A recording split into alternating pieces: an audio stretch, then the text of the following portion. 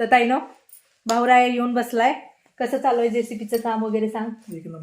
एक नंबर. तुला असं सगळं एक नंबर होत राहो. तर बरं मला सांग, तुला एवढ्या शुभेच्छांचा पाऊस पडला, 3-4 दिवस तुला एवढ्या शुभेच्छा देतात, अगदी मन भरून हृदय भरून, काय म्हणशील तू? मला शुभेच्छा दिल्याबद्दल मनापासून आभार. हा, तर थोडस कॅमेऱ्याला लाजतंय पोरग, त्यामुळे पहिल्यापासून येत नाही. सगळीच तसली आहे ती. मला सवय कशी झाली असेल रे, तुला सवय झाली. पण आधी तेवढं नव्हतं ना. पण मला ती एक म्हणतात ना, प्रत्येक जण देव काय तर देतो का एखाद्याला. प्रत्येक जण देव काही ना काहीतरी कोणाला तरी देतो हे मला कळतं. आता याला जेसीपीचं आम्ही म्हणतो, बापरे कसं करतोस रे.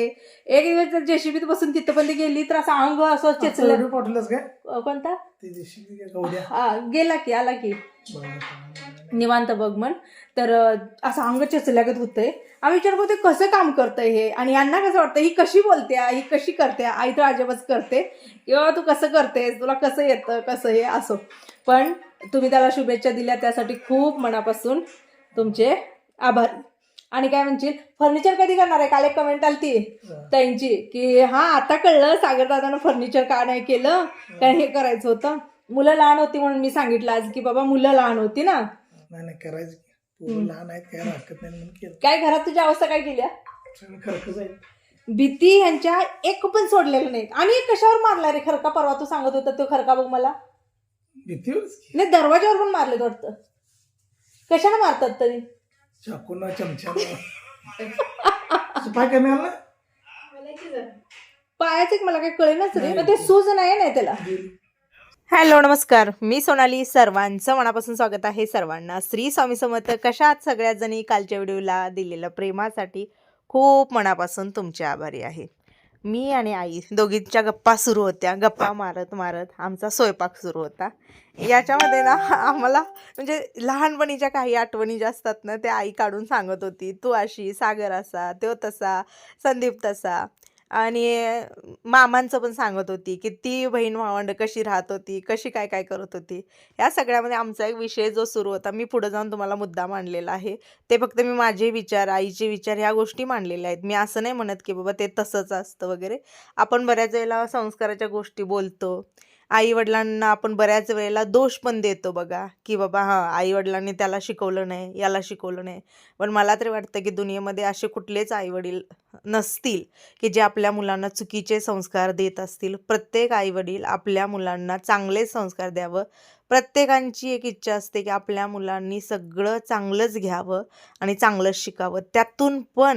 त्यातून पण बऱ्याच गोष्टी आपल्याला बघायला मिळतात. त्यावेळेला दोष हा म्हणजे पहिला आईवडिलांना दिला जातो. आता हा बघा, हा समाज आहे. समाजामध्ये पण आपण येतो. आपण काय करतो? आपण इतरांना दोष देतो. इतर लोक काय करतात? आपल्याला दोष देतात. आता मला आई ते सांगत होती की बघ आता मुलं मोठी होणार, उद्या शिकायला वगैरे बाहेर जाणार, मन घट्ट करावं लागतं. तिनं ज्यावेळेला सागर कमी वयात बाहेर पडला त्यावेळेला तिनं मन घट्ट कसं केलेलं होतं.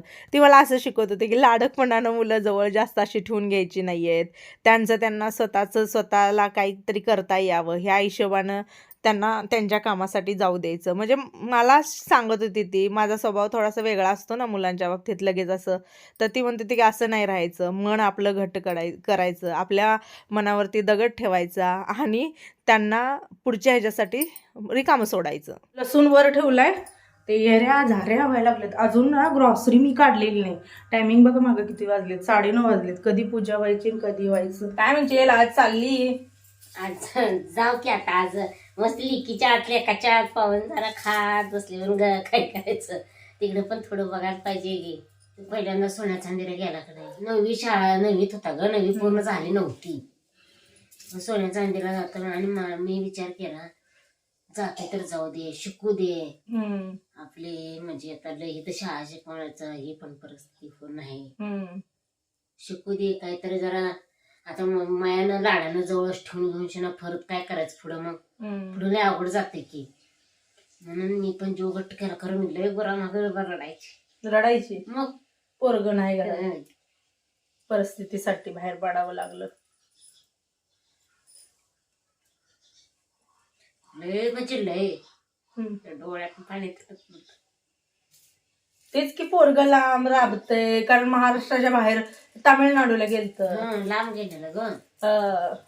2 वर्ष आलं नव्हतं. 2 वर्ष एक केलं आणि 1 वर्षभर तर म्हणजे डोळ्याचं पाणी तुटत नव्हतं. परिस्थिती लावून देताना लावून दिली, हा. नंतर लय वाटत राहतं आणि ती लांब बघ तमिळनाडू हा. जवळ तर आहे. चटणं जावं, भेटावं, गाठपडावं, यावं म्हणायला. हा. आणि किती काय नाही शाळेत दररोज शाळेत जाताना आई जाऊ का म्हणल्याशिवाय ते शाळेत जात नव्हतं. हम्म. अगं ती लिहत बसलं होतं घरात. हम्म. लिवायला बसल्याला लिवता सगळे दप्तर बिप्तर ठेवून ते सोन्या चांदीला जायचं ठरलं. हम्म. जा बाबा म्हणून पाठवून दिली ग. खरं त्याने 1 वर्ष गावाला येत नाही बाई बरं. अजून सुद्धा. कोल्हापूर गेल्या वर्षी तरी मी ध्येन आठवडे बरोबर वर्ष त्यानं गावाला आला नाही. 1 अखंड वर्ष. संदीप पण तसाच आहे, काय पण असू दे हम्म. मला सांगते बोलते, काय घरातला असू दे बाहेरचा असू दे सगळ्या खबरी असते. सांगणार, बोलणार, विचारणार. हा.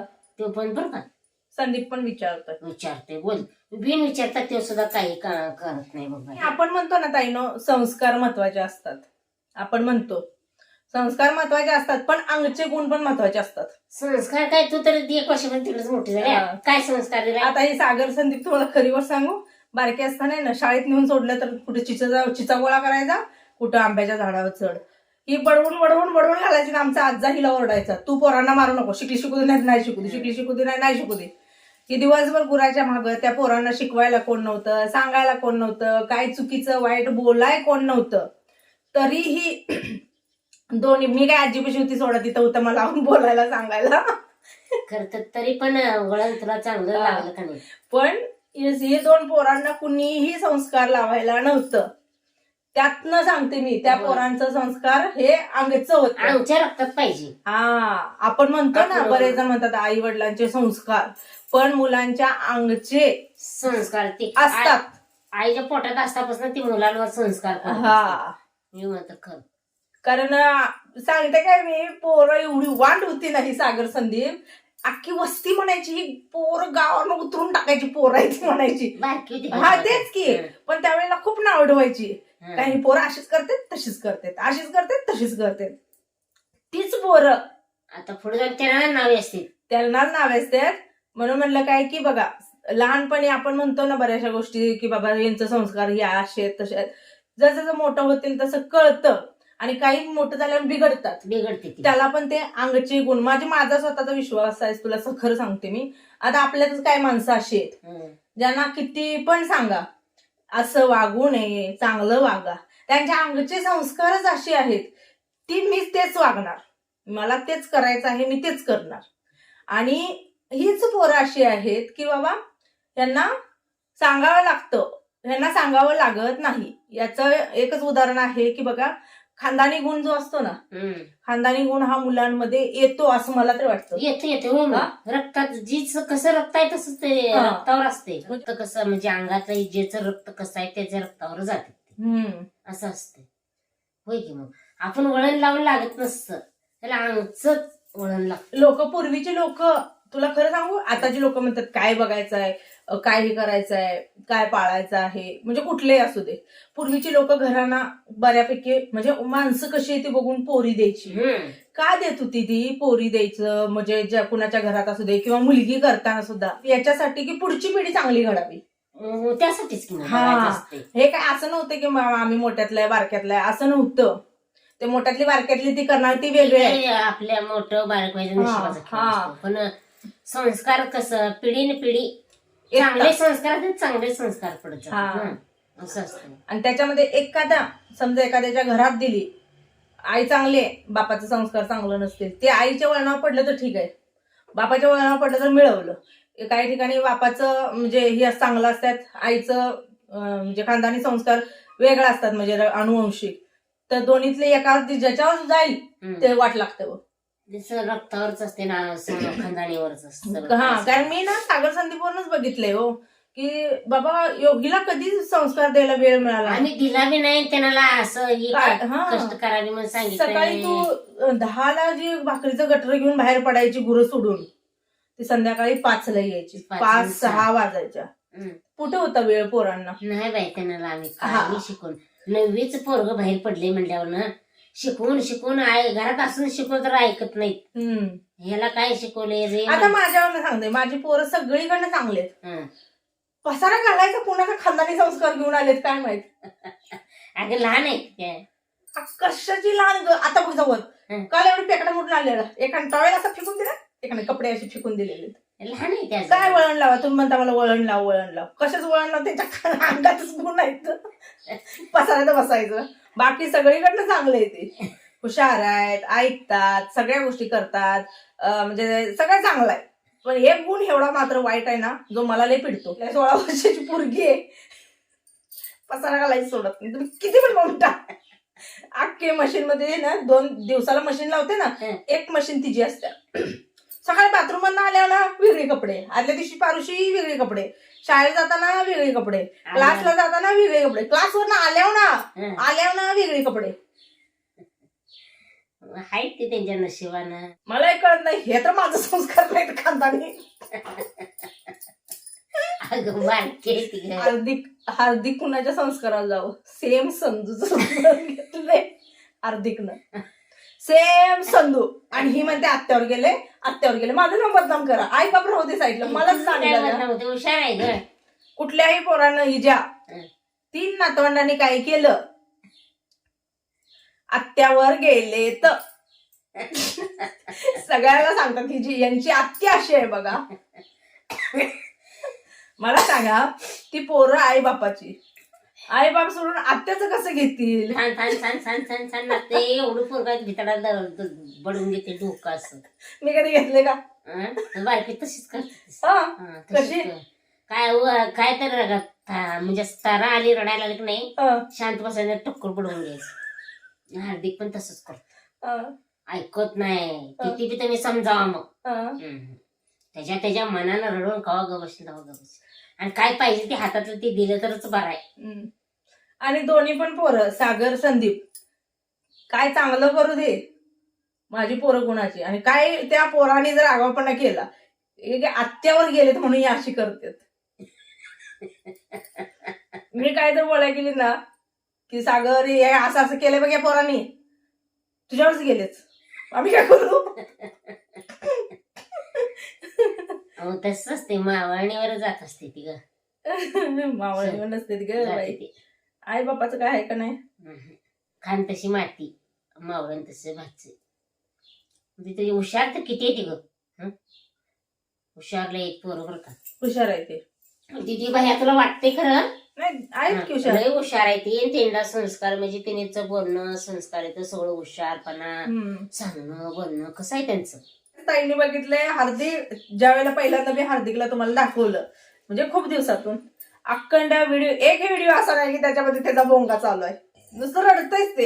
एकदा गाडी माझ्या पप्पाची गाडीला हात लावलं पप्पाची गाडी हातला अजून करते. आणि तुम्हाला सांगू आता काय करायला लागलाय माहिती हार्दिक संदीप सोडून गेला आता तर म्हणतो पप्पा आम्हाला घेऊन चला. संदीप सोडून गेलाय फोन आला की बापासमोर बोलत नाही. आता बोलत नाही आम्हाला सोडून का मला म्हणते तुला पप्पा सोडून गेला बस मला म्हणते. पायाला मुंग्या काय येतात गाई येते त्या ग. तुझ्या पण येत होत्या. तुमचं सगळं दोघीने मायाली की मला थोडं थोडं दिलं या. होय तुला पण बाहेर जाऊन आले घायते किती नाही मला पण तसंच होतंय. आणि घरात दिवसभर करू दे घरात किती पण काम करा. हे आमच्यात खानदानी कोण आहे बघा. हे काय म्हणतात हार्दिक सांगू का जाऊन आज्याला आता आईला पाडून ठेवते ती चला की दादा ते म्हणजे ते रोहन आणता ग गाडी शिकवायला आलता आणि मग वरावून बघितलं इथं आणि दादा मळ्यात तिथे खेळत होतो बोलवा गेलाय. आता आईला पाडून ठेवते ती बघा चला ती कोण आले आईला गाडी शिकवायला आता आईला पाडून ठेवते ती म्हणते. सासू सोनाने काय करावं रसिकानं हिनं एक दिवशी म्हटले तर चला गाडी घेऊन जाऊया आपण बाजारला. दोघी जणी गेल्या त्या जाताना गेल्या कितीचा बाजार घेतला मस्त 1000 रुपयाचा घेतला. 1000 रुपयाचा बाजार घेतला आणि काय घ्यायचंय तेवढं घेतलं घेऊन माघारी यायला लागले त्या आणि चढावर गाडी बसून चढवाय गेल्या. बॅलन्स गेला हार्दिक ही आणि रसिका गाडी कलंडली बरोबर पडलो खाली म्हणजे लागलं नाही आम्हाला. लागलं नाही खरं उठून वाकून बाहेर निघाल त्या गाडीच्या हँडल मधनं आणि परत मम्मीच्या गाडीवर बसत नाही म्हणते तू पाडतेस. माझ्या घरात आले आमच्या पुढं दादा गाडी मम्मीने पाडली म्हणून दादा बाहेर पळतच आला की रशिकाने चटणं उचलून घेऊन हार्दिकला तिकडे बाथरूम कर आडायला नेलं पण बहिणी ओळखल्याने गाडी पाडून आरसा फोडून आणले जाऊन त्याला सांगू दिलं नाही आम्ही तो नेला. आता लगेच सांगितलं की नाही का होती ती म्हणून काल तर गाडी आणली नवीन. नंतर आता का नाही परिणाम ग पप्पाने सांगितलं गाडी पाडल्या आता मी पप्पा मम्मीच्या गाडीत बसत नाही. मग ओळखले नाही गाडी पाडलाय मी पाडली नाही म्हणलं जराच कलंडल्या जाऊन बघतो तर आरसा फुटला. मी म्हटलं काय म्हणू नको बाबा आम्ही तर काय करणार म्हटलं गाडी आवरली नाही जराच कलंडे बरोबर आरसा. चढायला उतरायचं ग नवीन माणसाला रस्ता आहे ते चांगल्या माणसाला येत नाही परफेक्ट माणसं. मग तुला येते का गाडी? हे काय येते शिकले गोष्ट. चला गप्पा झाल्या.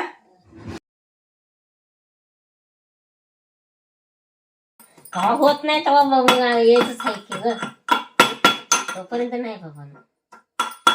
तिकडे पण बघायला पाहिजे की शेत आहे घर आहे मळा आहे दार आहे हे तर येऊन आतापासून बसून खायचं आणि ते नाही बरोबर होत. उगाच कशाला अजून चांगले हात पाय चालते करून म्हणून ती बसली आमच्या भोकांडी खादीला. काहीला काय झालंय म्हणजे झाड भरले ना कुठं करून आणलंय. हो हो तसं आहे जगातच चाललंय ग. त्यापेक्षा आपलं आपलं होते तर करायचं गरम गरम 4 भाकरी भाजीपाला असते मळ्यातला आणायचं करायचं खायचं बस वाटलं बसायचं. कुठल्या 4 दिवस लेकीकडे यायचं 4 दिवस लेकाकडे तिथं 4 दिवस राहायचं मज्जा आहे. कायमचं तिथं राहिल्यावर पटवून घेते ना आताची पिढी. का घेत नाही ते? असं नसतं आता का वया जर त्याच्या उरावर बसतं भाकरीला तर काय करायचं. तसं नसतं नाही बरं पडतं बरं दिसत नाही. शेत पाणी व्यवस्थित राहायला पाहिजे की नाही उगीच येऊन बसायचं म्हणजे. माझ्या साड्यांची टेटस बघते ती लाल कलरची मला लई आवडली बघ. रोज जे काय माझ्या साड्यांचं नवीन टेटस जातं हिचा फक्त फोन येईल तवा ती लाल कलरची आवडली. लाल कलर सोडून बोलतच नाही कुठल्या साडी. मी म्हणजे दुसऱ्या साड्यांबद्दल बोल लालच कलर लय छान छान दिसते लाल कलर मला. आता एवढ्या मोठ्या 2 लाखाच्या ढिगात सोडलं मला लालच कलर पसंत केला मी. आई चपात्या काढ घेतल्या काय काढून ठेवू नुसतं. तर आज ना आई जाणार म्हणून खूप भरभरून गप्पा मारून घेतल्या कारण मला असं वाटलं की रोजच उठायचं आहे काम करायचं आहे रोजच या प्रपंचासाठी पळायचं आहे. आपण कधी गप्पा मारत वेळ घालवत नाही काहीही करत नाही. त्यामुळे तिला म्हणलं की आज मनसोक्त बोलून घेऊया. तुम्हालाही थोड्याफार आमच्या गप्पा ज्या आहेत त्या शेअर केल्या. आणि हो आई बघा रिअल नॅचरल जे काय आहे ते रिअल बोलते. जे समाजात चाललंय म्हणा किंवा जे खरं आहे जे तिला पटतं ते ती बोलत असते आणि ते मी बिनधास्त शेअर करत असते. बरं आणि बघा कालच्या माझ्या कमेंटला तुम्ही भरभरून लाईक करून हायलाईट केलं त्यासाठी मनापासून आभारी. तो माझा रेग्युलर व्हिडिओ न चुकता पाहणारा ऑडियन्स होता यूट्यूब फॅमिली होती. त्यामुळे त्यांनी माझ्या त्या मताला सहमत दिलं आणि खूप खूप छान अशा तुम्ही म्हणजे मार्गदर्शन स्वरूपात कमेंट केल्या की ताई तू तुझं काम बिनधास्त कर तुला काहीही गरज नाही कोणालाही उत्तरं देत बसण्याची. कारण ते रोज व्हिडिओ पाहतात न चुकता त्यामुळे त्यांना प्रश्नच पडत नाहीत आणि प्रश्न विचारत पण नाही आहेत. जे कधीतरी व्हिडिओ पाहणारे किंवा जे टायटल बघून व्हिडिओ पाहतात त्यांनीच कमेंट केलेले आहेत त्यांनाच प्रश्न पडलेले आहेत. असो चला पुन्हा एकदा सर्वांच्या मनापासून आभारी आहे. सर्वांना श्री स्वामी समर्थ.